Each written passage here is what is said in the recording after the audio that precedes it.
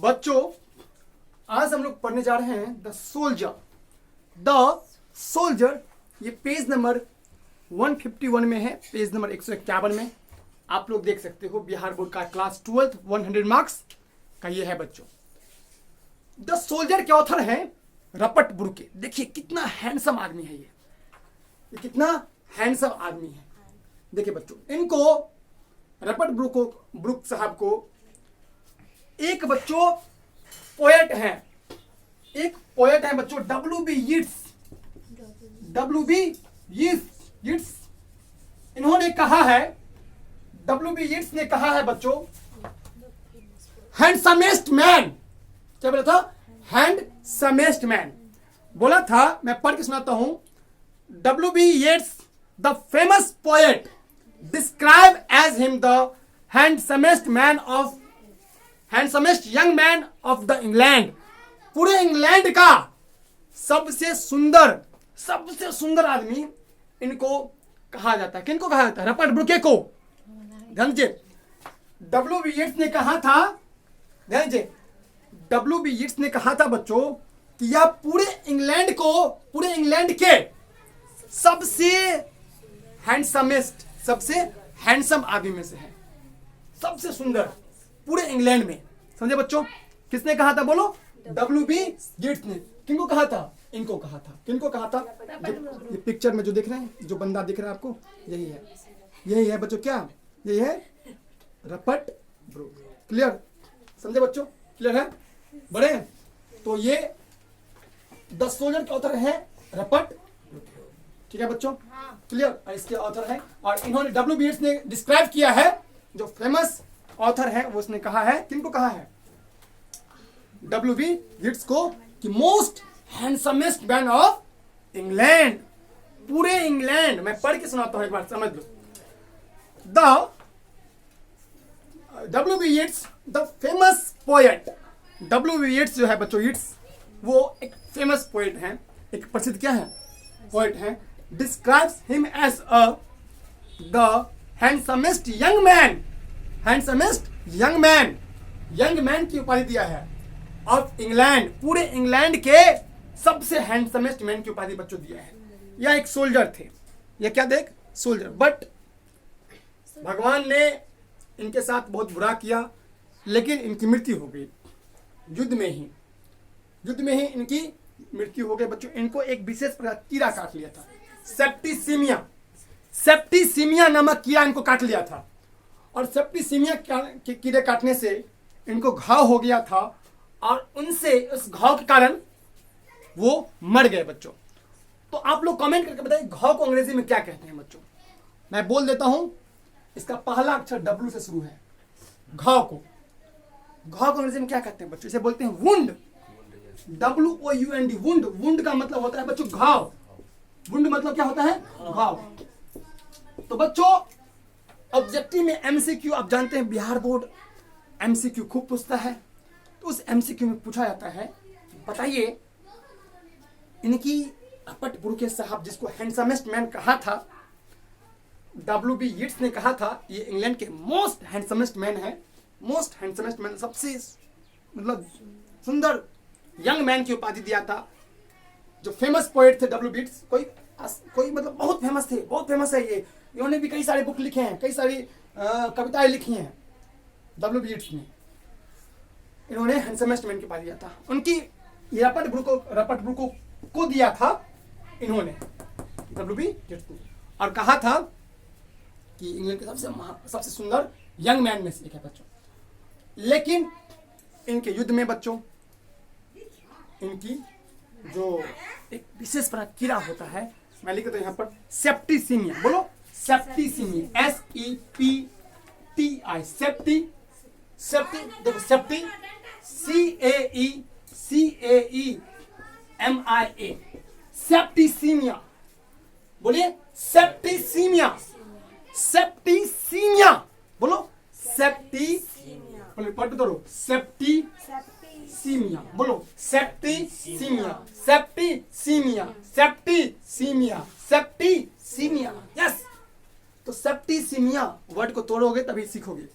तो सेप्टिसीमिया नामक कीड़ा इनको स्टिंग कर लिया था, स्टिंग मीन्स काट लिया था, डंक मार दिया था। Sting, STING, sting, sting means काटना, डंक मारना।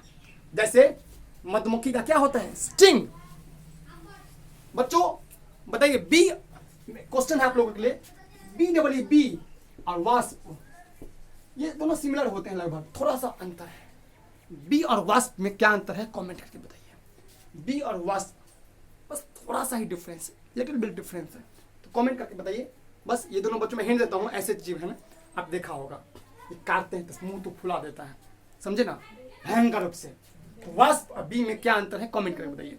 चले बच्चों, हाँ तो बच्चों सेप्टिसिमिया कीड़ा इनको काट लिया था, जिनसे इनका मृत्यु हो गया था। बच्चों इनकी मृत्यु 1915 में हो गई थी। कब हुई थी? 1915 में 1915 में इनकी मृत्यु हो गई। और 1887 में इनकी क्या हुई थी? जन्म। 87 में जन्म हुआ, 1915 में क्या हो गया? मर गए। 87 में जन्म हुआ और 1915 में क्या हो गए? वो मर गए बच्चों। ठीक है, क्लियर? 87 में क्या हुए? जन्म हुए और 1915 में मर गए। बहुत ही यंग एज में बच्चों, बहुत ज्यादा कम एज में बच्चों इनकी मृत्यु होगा। और सैनिक होते ही है। चैप्टर का नाम है क्या? द सोल्जर, सैनिक। और सैनिक जो होते हैं, थैंक गॉड आवर सोल्जर, हमारे सोल्जर हैं, इसलिए बच्चों हम लोग यहाँ पर वीडियो बना रहे हैं और मस्ती में जी रहे हैं। नहीं तो सोल्जर नहीं होते तो सैनिक जो इधर से चाइना है और पाकिस्तान, चाइना इधर से चाइना और पाकिस्तान इधर से, वो क्या करता? आक्रमण करता और हम लोग की जमीन कैप्चर कर लेते हैं। तो सैल्यूट के लिए सैल्यूट तो बनता है, समझे? द सोल्जर बच्चों, तो इन्हीं के लिए ये पोएम है जो हम लोग देखेंगे बच्चों। ये बच्चों इनका एक नाम है वार पोएट। इनको युद्ध कवि कहा जाता है, एग्जाम में पूछा जाता है किसी वार पोएट के नाम से जानते हैं बच्चों? वार पोएट, वार मतलब होता है युद्ध और पोएट मीन्स कवि। इसे युद्ध कवि के नाम से जानते हैं। ऐसे याद कर सकते हैं बच्चों। याद कैसे करेंगे सर? ऐसे याद करेंगे। चैप्टर नंबर है 10 सोल्जर। सोल्जर मतलब क्या होता है? सैनिक, वीर योद्धा। और इसका ऑथर कौन है? रॉबर्ट ब्रूके। इनको क्या कहते हैं? वार पोएट। वार पोएट मतलब युद्ध कवि। क्या बोलते बच्चों? युद्ध कवि, युद्ध कवि, वार पोएट। याद आएगा ना? क्या क्या है बच्चों? वार पोएट। बच्चों यह एक सोनेट है, यह एक सोनेट है। अब आपके दिमाग में प्रश्न आएगा, सर सोनेट क्या होता है? देखिए बच्चों, सोनेट होता है जो 14 लाइन, 5 5 5 10 और 4 14, तो 14 लाइन के जो कविता होती है इसे कहते हैं सोनेट। क्या बोला? 14 लाइन के कविता को बोलते हैं सोनेट। तो आप गिनेंगे अगर यहां पर बच्चों, तो यहां पर 8 लाइन है और यहां पे है 6 लाइन, 7 और 1 ऊपर में 8 है और यहां नीचे में 6 लाइन है बच्चों। तो 8 6 14 बच्चों। 8 लाइन को बोलते हैं सेस्टेस्ट। क्या बोलते हैं? सेस्टेस्ट। मैं दिखाता हूं, देखो बच्चों समझिए, देखिए बच्चों समझिए। जो 14 है ना, 14 जो है वो 2 भाग में बटा होता है। ध्यान उधर, listen to me very carefully. तो बच्चों ये जो 8 लाइन है इसे बोलते हैं सेस्टेस्ट। क्या बोलते हैं? सेस्टेस्ट। बोलो सेस्टेस्ट। सेस्टेस्ट क्या होता है? शुरू का माफ कीजिएगा, शुरू का होता है 8 लाइन। शुरू क्या होगा? 8 लाइन। उसे बोलते हैं ऑक्टेव। क्या बोलते हैं? ऑक्टेव। ऑक्टा मतलब 8 बच्चों। Octave, OCTAVE, Octave.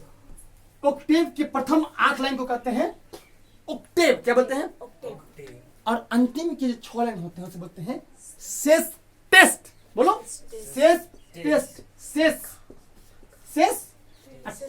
Test, test. अरे सेस, SES, टेस्ट का आता है ना, TEST test, test. Octave, octa मतलब 8, पेंटा मतलब 5, हेक्सा मतलब 6, सेप्टा मतलब 7, ऑक्टा मतलब 8। समझे बच्चों? बाय मतलब 2, बाइलिंगुअल कहते हैं कोई आप देखा होगा बुक खरीदे होंगे तो आजकल बुक ना बाइलिंगुअल आते हैं, दो भाषा में। बाय मतलब दो, लिंगुअल मतलब भाषा। बाय मतलब दो, लिंगुअल मतलब भाषा। कोई बुक आजकल बहुत सारे बुक बाइलिंगुअल आते हैं। बाइलिंगुअल मतलब Hindi as well as English, Hindi के साथ अंग्रेजी माध्यम में भी बच्चों को बुक मौजूद होते हैं। आप जिस चीज में कंफर्टेबल फील करें, आरामदायक फील करें, उस चीज में आप उस लैंग्वेज में आप पढ़िए, ठीक है। बाइलिंगुअल आते हैं, ठीक है बच्चों। तो बाय बाय बाय मतलब दो, से बाइलिंगुअल दो भाषा, ठीक है बच्चों, ठीक है, क्लियर। बाइपोलर बाइपोलर बाइपोलर दो ध्रुव, बाइपोलर, बाय मीन्स दो, पोलर मीन्स पोल मीन्स ध्रुव। जो बाइपोलर एक बीमारी भी है, सुशांत सिंह राजपूत को बाइपोलर हो गया था, जिसको ये हो जाता है बाइपोलर, एक बच्चों ये हो जाता है, मतलब बीमारी है जो इंसान, इसमें बहुत सारी मतलब अक्सर सुशांत सिंह राजपूत जो था जिनकी मृत्यु हुई, एक बहुत बड़े बॉलीवुड वाले स्टार, तो SSR की मृत्यु वो खुद सर्च करते थे यूट्यूब पर, आई एम बाइपोलर, बाइपोलर का क्या क्या इलाज है, बीमारी होता है। इसमें होता है कि लोगों को एंजाइटी मतलब होता है कि बैठने में दिक्कत होता है, एंजाइटी फील होता है, मतलब चिंता होती है इसमें लोगों को, मतलब बढ़िया जैसे एंजाइटी होगा, और बहुत तरह के सिम्टम्स होंगे, वो टेक्निकल लैंग्वेज में समझोगे अलग से। मैं फिलहाल इस टॉपिक पे अभी डिस्कस करूंगा। तो बच्चों आपने सीखा द सोल्जर, यह एक बच्चों सोनेट है। क्या है सोनेट? क्या है sonnet? SONNET sonnet. Sonnet 14 lines poem. क्या बोलते बच्चों? 14 लाइन्स पोयम। एग्जाम में पूछता है सोनेट क्या होता है, बोलेंगे 14 FOURTWN 14 लाइन्स पोयम। 14 लाइनों की जो कविता होती है उसे बोलते हैं सोनेट। और ऊपर के 8 लाइन होते हैं ऑक्टेव, नीचे के लाइन 6 लाइन होते हैं सेस्टेस। और यह जो है रपट ब्रूके वो कौन कवि है? वार पोएट, युद्ध कवि, जिसको W.B. येट्स ने कहा था कि आप सबसे इंग्लैंड के हैंडसमेस्ट मैन है, यंग मैन है। W.B. येट्स ने इनको यह कहा था। सच में दिखता भी है हैंडसम, जब इसको फोटो देखोगे ये दिखता भी है हैंडसम, ठीक है। हमको तो हैंडसम दिखता है, तुम लोगों ने देखो नजरिया का अलग फर्क है, समझे क्या हुआ? चल बच्चों समझे। तो अब हम लोग पढ़ेंगे, हाँ, इसके लाइनों को, एक एक लाइन को डिकोड करेंगे, ठीक है। तो बच्चों अब लाइन को हम लोग शुरू करते हैं, ठीक है। बच्चों हम लोग द सोल्जर को डिस्कस कर रहे थे और मैंने अभी रपट ब्रूके साहब के बारे में बताया कुछ। अब हम लोग बच्चों इसके एक एक वर्ड को सिंपल क्लियर क्रिस्टल वे में एकदम आसान तरीके से I would like to explain, मैं व्याख्या करूंगा एकदम सिंपल लैंग्वेज बच्चों, ताकि एक छोटा सा शिशु भी समझ सके। बच्चों समझिए, इफ आई शुड डाई, बच्चों उधर कहते हैं लाइन स्टेंजा शुरू हो जाता है, ध्यान दीजिए, listen to me. If I should die, यदि मुझे मर जाना चाहिए, यदि मैं मरता हूं, if I should die, think only this of me. Author कहते हैं, रपट ब्रूके साहब कहते हैं, यदि मैं मर जाता हूं, इफ आई शुड डाई, यदि मुझे मर जाना चाहिए। अब जो भी मैंने लगा ली, कोई प्रभाव नहीं पड़ेगा, ध्यान दीजिए बच्चों। इफ आई शुड डाई, यदि, इफ मीन्स यदि, आई मीन्स मैं, I should die, die means मरना, शुड मीन्स चाहिए, यदि मुझे मर जाना चाहिए या यदि मैं मर जाता हूं, तो थिंक ओनली दिस ऑफ मी, तो तुम सिर्फ मेरे बारे में ही सोचना। कौन कहते हैं? किसको कहते हैं? इंग्लैंड की जनता को। बच्चों देखो, ये सैनिक के लिए अपना देश बहुत बड़ा होता है, क्योंकि ये क्या थे? एक बोलो सोल्जर थे। ये क्या थे बच्चों? ये क्या थे? एक soldier. He was a soldier. अब for a soldier country is everything. एक सैनिक के लिए एक देश ही सर्वोपरि होता है, जिस तरह एक विद्यार्थी के लिए उसका ज्ञान ही सर्वोपरि होता है और दूसरा चीज कुछ नहीं मैटर नहीं करता लाइफ में क्या हो रहा है नहीं हो रहा है।